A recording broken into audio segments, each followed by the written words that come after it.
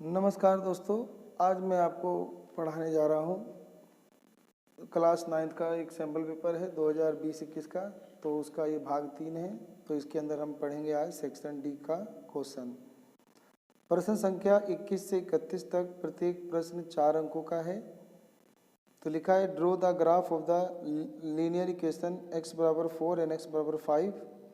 तो हमें ग्राफ बनाना है x बराबर 4 और 5 का। तो find the area form by the two graph and the axis. तो दोनों आलेखों और अक्षों से बने क्षेत्र का क्षेत्रफल भी ज्ञात करो। तो इसको कर देते हैं। अब हमें ग्राफ खींचना है पहले x बराबर 4 का। देखो x बराबर 4 का ग्राफ जो होता है वो y एक्स के समांतर होता है, जो कि 4 से यानी प्लस के 4 से होके जाएगा। नहीं तो इसको आप ना ऐसे करो कि x प्लस 0 y बराबर 4 लेट कर लो और फिर एक बॉक्स फिल कर लो आप, ठीक है। तो आपका ग्राफ बन जाएगा। अब मैं y की वैल्यू 0 पुट करूँ तब भी 4 आएगा, y की जगह 1 पुट करूँ तब भी 4 आएगा, ठीक है। तो एक तो ये बन जाएगा। ऐसे ही अगला है आपका y बराबर में 5। तो इसका भी अगर हम ग्राफ खींचना चाहते हैं तो पहले आप बॉक्स फिल कर लें। जैसे इसमें x नहीं है तो 0x मान लें, 0x प्लस y बराबर 5। इसमें अब x की वैल्यू कुछ भी पुट कर लो। जैसे 0 पुट करो तो 5 आएगा, 1 पुट करोगी तो भी 5 आएगा, 2 पुट करोगी तो भी 5 आएगा, क्योंकि 0 से गुना होगा ना x की वैल्यू तो 0 हो जाएगा। तो सिर्फ y की वैल्यू 5 ही बचेगा। अब बोला इसका ग्राफ खींचिए, तो इसका ग्राफ खींच देते हैं। एग्जाम में आपको ग्राफ मिलेगा 1 2 3 4। x की वैल्यू यहाँ पे 4 है तो ये यहाँ से जाएगा y के पैरेलल। तो x की वैल्यू 4 ये हो गई। और अब y की वैल्यू 5 दे रखी थी, तो 1 2 3 4 5 यानी यहाँ से एक y की वैल्यू इसके पैरेलल बन जाएगी। तो y बराबर 5 का भी ग्राफ बन गया। अब बोलता है कि ये जो क्षेत्रफल बना OABC ये बना, इसका क्षेत्रफल ज्ञात करो। तो हमें एरिया निकालना है, एरिया ऑफ क्वाड्रिलेटरल OABC। तो इसका एरिया निकालने के लिए लेंथ इनटू ब्रेथ लगा देंगे। तो लेंथ यहाँ से दिख रहा है 4 है और ब्रेथ दिख रहा है 5 है। ये ऊपर का डिस्टेंस 5 है, इधर से 4 है। तो 5 गुना 4 तो 5 चौक 20 स्क्वायर यूनिट लिख देंगे, क्योंकि एरिया जो होता है ना वो वर्ग में होता है, इसीलिए स्क्वायर यूनिट यानी वर्ग इकाई लिख देंगे। अगला क्वेश्चन है हमारा 20वां कि एक पेन और एक पेंसिल की कीमत क्रमशः x और y मान लें और एक लड़की 2 पेन और 3 पेंसिलों की कीमत 16 रुपये चुकाती है। इस आंकड़े को 2 चर वाले रैखिक समीकरण के रूप में लिखिए और इसे आलेख द्वारा भी प्रदर्शित कीजिए। ये सिंपल क्वेश्चन है, आप खुद कर सकते हो। तो कहता है कि let cost of a pen and pencil be x and y respectively.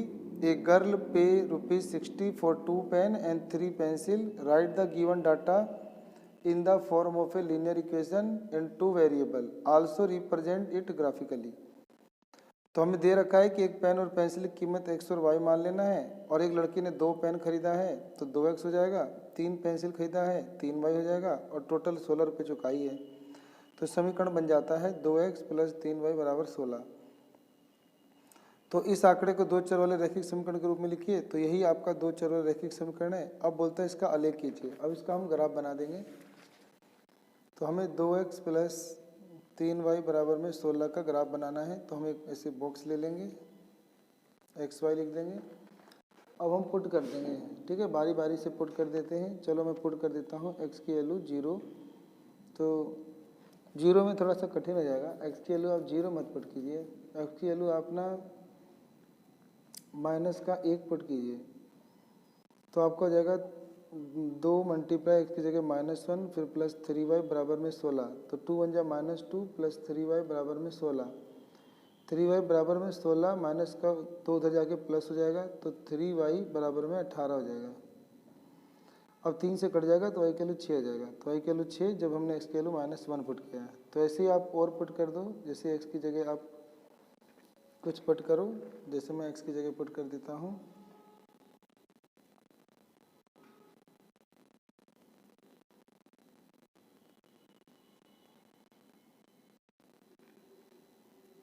दस लाने के लिए हम 5 पुट कर देते हैं।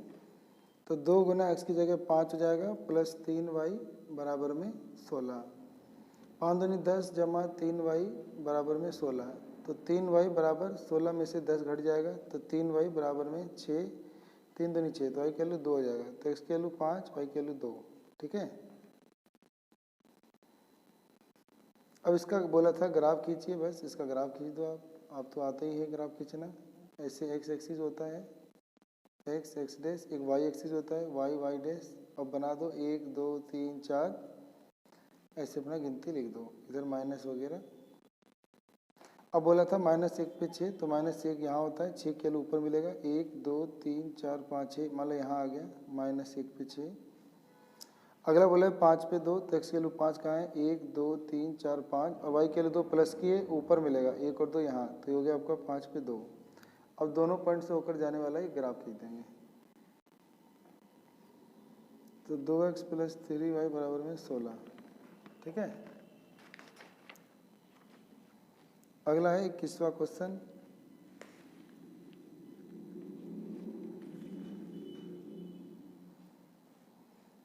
कहता है इन द फिगर, ये जो फिगर है ABCD is a parallelogram. ABCD आपको दिख रहा है एक पैरेललोग्राम है, and P and Q are the point on the diagonal BD, और डायगोनल जो BD है इसके ऊपर 2 पॉइंट है P और Q। सच दैट, ऐसे है कि BQ, यानी जो ये BQ है ये बराबर है DP के। सो दैट, हमें शो करना है कि जो APCQ जो अंदर वाला है APCQ ये एक पैरेललोग्राम है। ठीक है, तो कर देते हैं इसको।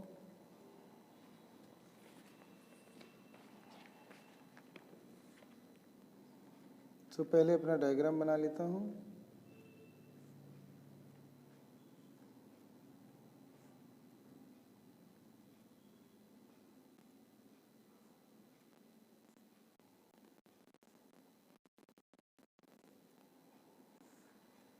देखो अब इसके अंदर हमें क्या क्या गिवन है, तो गिवन में लिख दो कि ABCD इज ए पैरेललोग्राम, और उसने बोला था कि जो BQ है वो DP के बराबर है, और टू प्रूव डेट, और हमें सिद्ध करना है कि APCQ एक समांतर चतुर्भुज है, तो APCQ इज ए पैरेललोग्राम।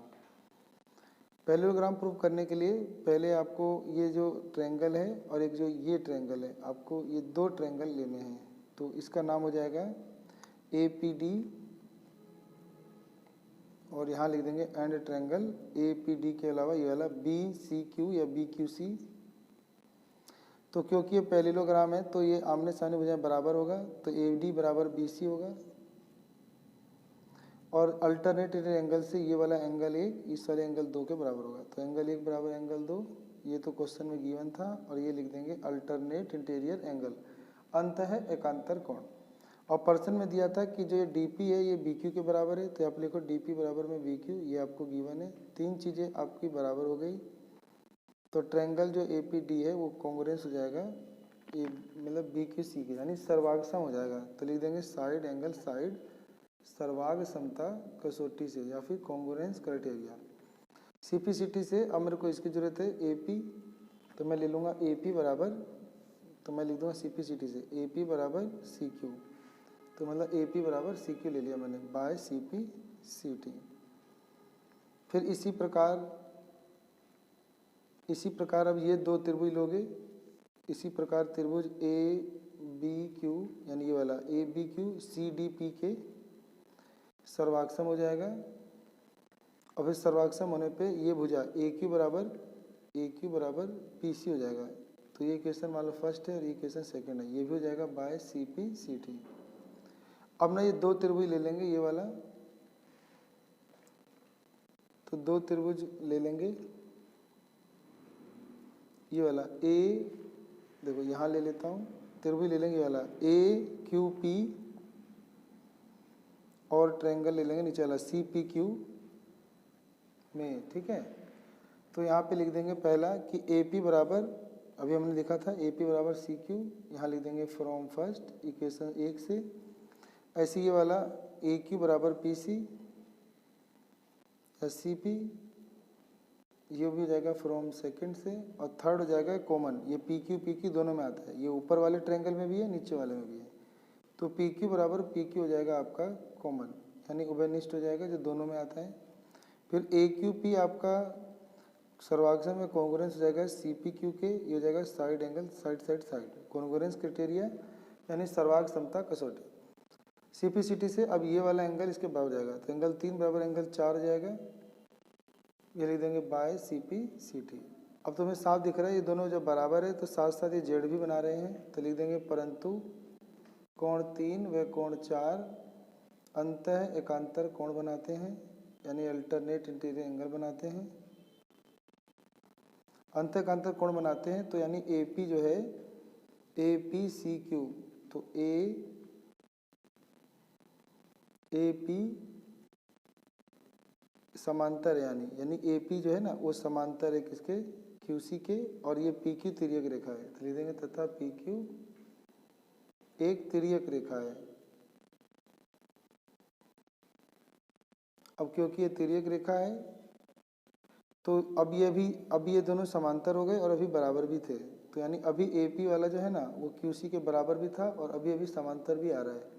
तो जब आमने सामने की भुजाएं बराबर और समांतर हो तो वो समांतर चतुर्भुज होता है, तो हो गया प्रूफ। तो लिख देंगे ना कि यहाँ चतुर्भुज AQ या APCQ में आमने सामने की भुजाएं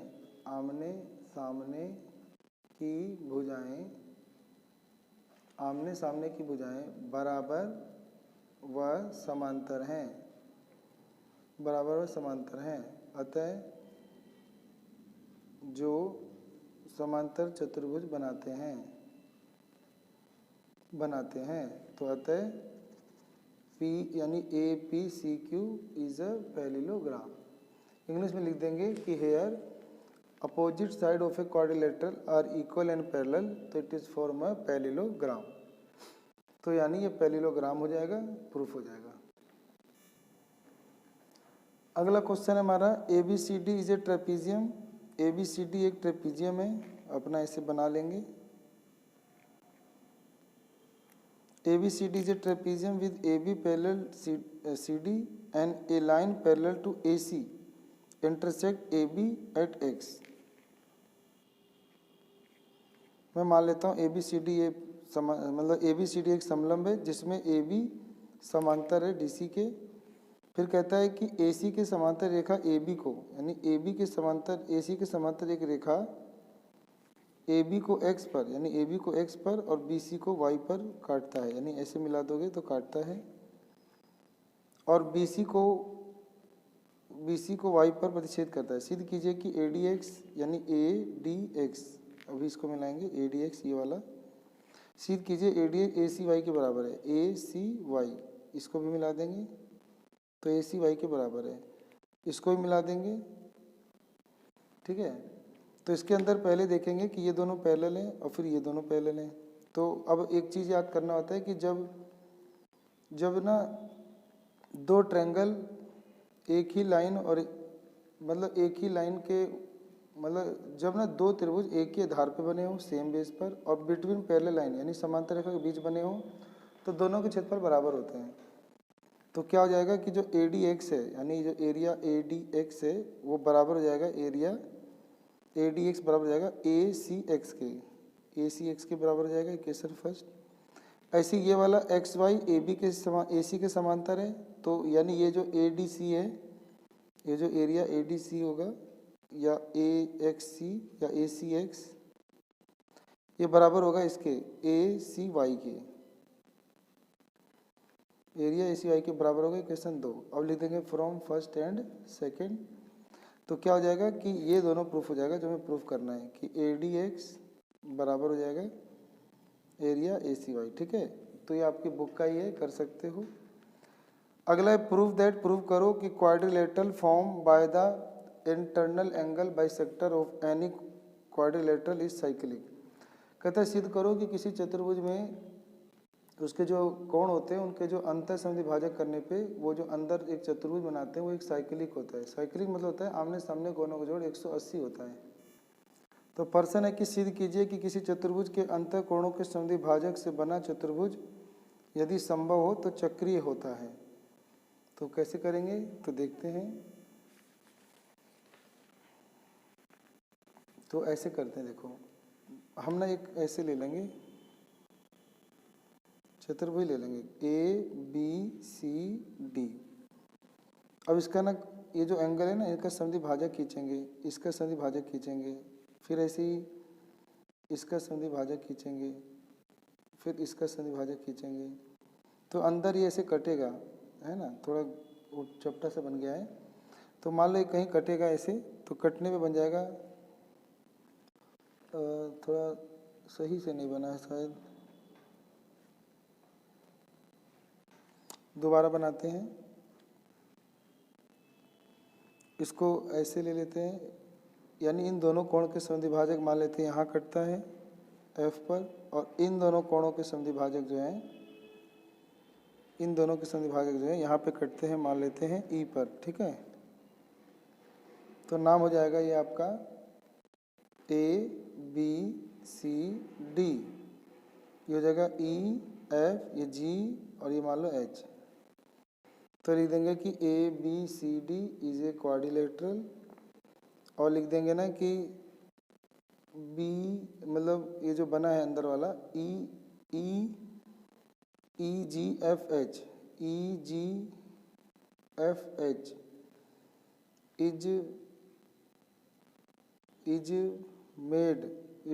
is made by internal bisector of angle A, angle B, angle C and angle D of a quadrilateral। लिख देंगे कि जो EFGH है ये त्रिभुज की सभी कोणों की समद्वि भाजक से बना एक चतुर्भुज है। तो हमें टू प्रूव डेट, हमें प्रूव करना है, हमें प्रूव करना है कि जो EGFH है इज ए साइक्लिक, ये ना एक साइक्लिक है, यानी ये प्रूव करना है कि आमने सामने के कोणों का कोई भी दो कोणों का जोड़ 180 है। तो ये करने के लिए अब हम क्या करेंगे, क्योंकि अब ABCD क्या है, तो ABCD एक क्वाड्रिलेटरल है, तो एंगल A का आधा खींचा गया था और एंगल D का आधा खींचा गया था। तो मैं मान लो ये एंगल निकालना चाहता हूँ, ये AGD, मैं एंगल AGD निकालना चाहता हूँ। तो ये वाला AGD निकालना चाहता हूँ। तो हमें पता है कि त्रिभुज के तीनों कोणों का जोड़ 180 होता है, और ये कोण इसका आधा है और ये कोण इसका आधा है, तो हो जाएगा 180। देखो ऐसे होता है ना कि जैसे त्रिभुज है, तो त्रिभुज के तीनों कोणों का जोड़ 180 होता है, तो बनेगा मतलब AGD प्लस ये एंगल है AGD में AGD, और मान लो ये एंगल 1 है, ये एंगल 2 है, तो एंगल 1 और एंगल 2 सबका जोड़ क्या हो जाएगा 180। तो AGD जो है ना एंगल A है, एंगल A यानी इसका आधा है D का आधा, तो मैं इसको लिख सकता हूँ एंगल D का आधा। ऐसे एंगल 2 A का आधा है तो एंगल A का आधा, ये दोनों प्लस के उधर माइनस हो जाएगा, तो आपका जाएगा AGD बराबर 180 और ये दोनों माइनस हो जाएगा, एंगल A और माइनस जाएगा एंगल D। तो मैं यही कह रहा था कि जो AGD निकलेगा वो एंगल A का आधा और एंगल D का आधे का माइनस करने से आएगा, ये क्वेश्चन फर्स्ट आ जाएगा। अब हमें पता है कि आमने सामने कोण बराबर होते हैं, तो अगर ये AGD जितना है ऐसे ही EGF भी उतना ही होगा, तो लिख देंगे AGD बराबर हो जाएगा EGF, ये हो जाएगा alternate interior angle, sorry vertically opposite angle, यानी शीर्षाभिमुख कोण से ये दोनों बराबर हो जाएगा। तो ये आपका आ जाएगा EGF, ये हो जाएगा आपका 180 डिग्री माइनस एंगल A का हाफ और माइनस एंगल B का हाफ। तो जो काम इसमें किया था इसी तरह अब ये ट्रायंगल ले लेंगे BCH में, उसमें भी हम तीनों का जोड़ लेंगे ना 180, तो आ जाएगा एंगल BHC।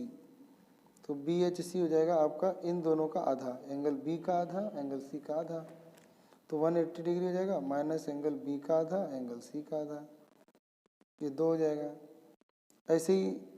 ऐसे ये जो है ना BHC ये बराबर होगा अंदर वाले के आमने सामने कोण क्या होते हैं, शीर्षाभिमुख कोण बराबर होते हैं, तो EHF आ जाएगा। तो EHF जो है वो बराबर हो जाएगा BHC के, और BHC किसके बराबर है 180 डिग्री माइनस का B/2 और माइनस का C/2। अब ना ये क्वेश्चन 2 आ जाएगा ये, अब इन्हें ऐड कर लेंगे, लिखेंगे एडिंग फर्स्ट एंड सेकंड, दोनों को ऐड करोगे तो AGD और EHF यानी आमने सामने कोणों का जोड़ हो रहा है, ये रहा आमने सामने कोण। अब इनको जोड़ने पे 180 आ जाएगा तो ये साइक्लिक प्रूफ हो जाएगा कि जो EGFH है ये साइक्लिक है।